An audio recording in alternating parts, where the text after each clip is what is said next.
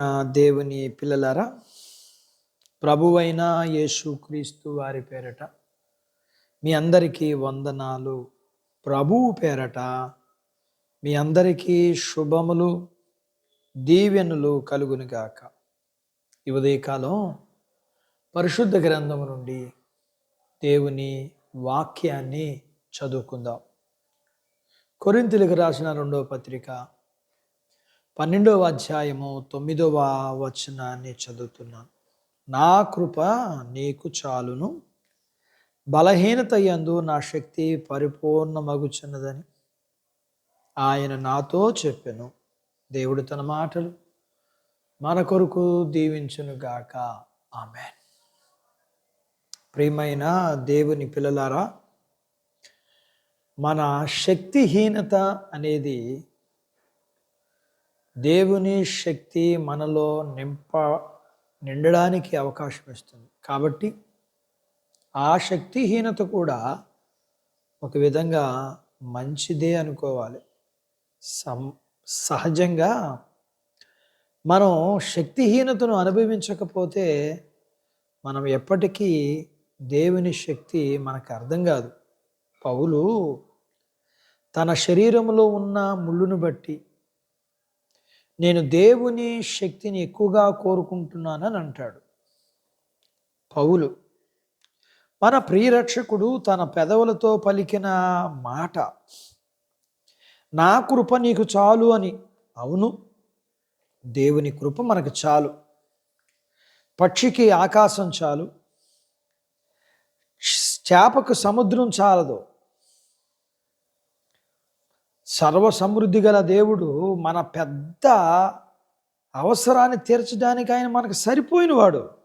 అంతేకాదు, ఆయన భూమికి ఆకాశానికి సరిపోయినవాడు. పురుగు అంటే మన అవసరాలు ఆయన తీర్చలేడా? అందుకని మనం ఒకటి చేద్దాం, మళ్ళీ ఆయన తట్టు తిరుగుదాం. ఆయన మీద, ఆయన కృప మీద ఆధారపడి నేర్చుకుందాం. ఆయన ఒకవేళ మన శ్రమను తొలగించకపోతే దాన్ని భరించే శక్తి ఇస్తాడు. పురుగు లాంటి మనం పర్వతాలని సహితం నూర్చే శక్తివంతులుగా మార్చే వరకు, అలాగే నలుసు లాంటి మనం ఎత్తైన గొప్ప కొండలను పిండి చేసేంత వరకు ఆయన శక్తి మనలో పోయబడుతూనే ఉంటుంది.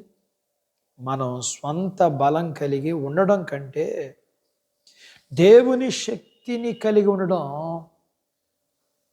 ఎంతో గొప్పది కదా. ఎందుకంటే మనలో ఉన్న బలాన్ని 1000 రెట్లు పెంచుకున్నా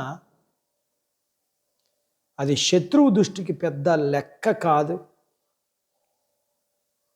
అయితే అపవాది శక్తిహీనులమైన మనలను మరింత శక్తిహీనులుగా చేసినా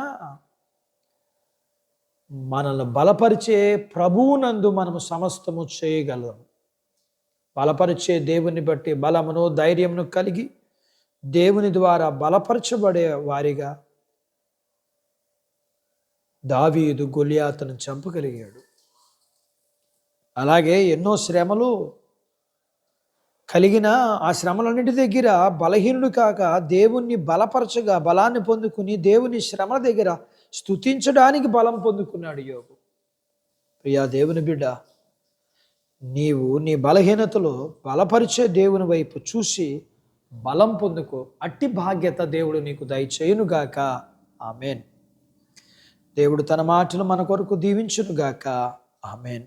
ప్రార్థించుకుందాం. మమ్మల్ని మిక్కిలిగా ప్రేమించిన మా ప్రియ పరలోకపు తండ్రి, మీ పరిశుద్ధ నామమును బట్టి మీకు వందనాలు. ఉదయకాలం మీ పాదాల దగ్గర మీ లేఖనాన్ని నేర్చుకోవడానికి సహాయం చేశారు.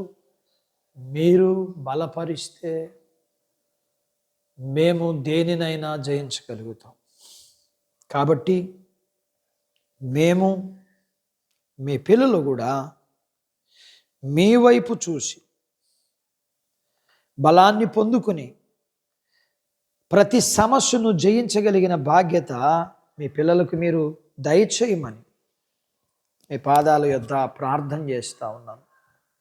మీ పిల్లలని కలిగినంతటిని దీవించమని, చిన్న బిడ్డలను, యవనస్తులను, వృద్ధులను, స్త్రీ పురుషులు, వారి చదువులు, ఆరోగ్యాలు, ఉద్యోగాలు, పొలాలు, పశువులను దీవించమని, వివాహాలు కాని వారికి వివాహాలు అవడానికి, గర్భఫలం లేని వారికి గర్భఫలం కలగటానికి, గర్భఫలం కలిగిన వారికి సుఖ ప్రసూతిమ్మని, ప్రసూతి అయిన పిల్లలకి ఆరోగ్యం ఇమ్మని, వీరు కలిగినంతటిని దీవించి ఆశీర్వదించమని, వీరికున్న సమస్యలన్నిటిలో, అవసరతల్లో, బలహీనతల్లో, అప్పుల్లో మీరు వీరికి విడుదల దయచేయమని, అపవాది కార్యాలములన్నీ వీరి జీవితాల్లో లయపరచమని, మీ వైపు చూస్తూ బలాన్ని పొందుకుని ప్రతి సమస్యలో జయించబడగలగటానికి మీరు సహాయం చేయమని యేసు ప్రభు వారి పేరట స్తుతించి ప్రార్థించి అడిగినవన్నీ పొందుకుని ఉన్నాము తండ్రి.